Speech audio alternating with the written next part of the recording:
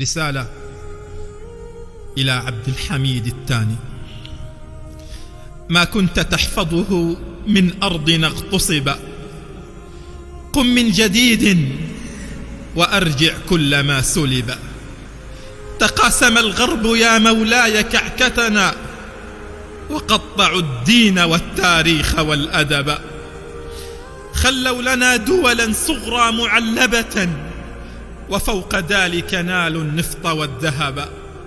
يا سيدي يا سيدي يا أمير المؤمنين، نعم هذه البلاد لنا لكننا غرباء.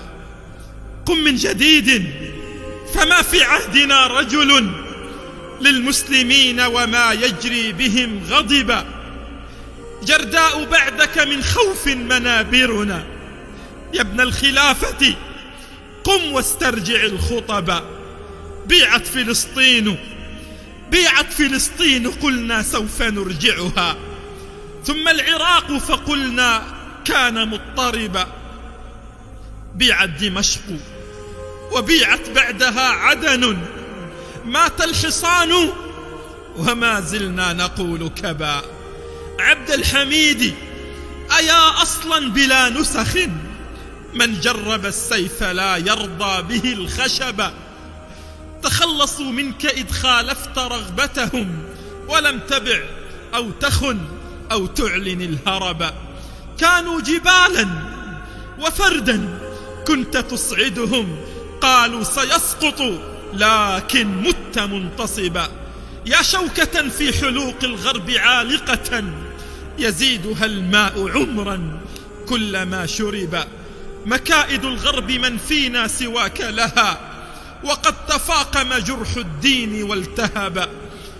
كل الذين أتوا من بعدك انتصروا على الشعوب وخانوا الله والكتب. هنا رئيس، هنا شيخ، هنا ملك، هنا شعوب تعاني ظلمهم حقبا. عنا تولوا وفي أرزاقنا لعبوا، وهم بأيدي مواليهم غدوا لعبا.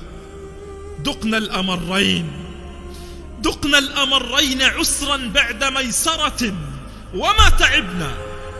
وما تعبنا ولكن صبرنا تعبا.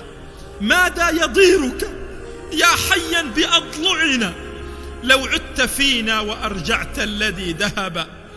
قرن مضى يا أمير المؤمنين سدى، أهل السياسة فيه جرموا القبب.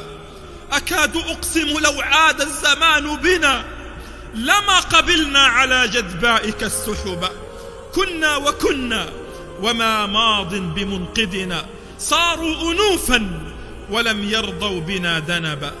كن بيننا في رخانا أو بمحنتنا، نحن اليتامى ولا نرضى سواك أبا. والله سوف يجيء النصر مبتسما، ويرفع الله عنا الذل والنصب. قم من جديد فقد قال النبي لنا ستنصرون، ويبدو أنه اقترب.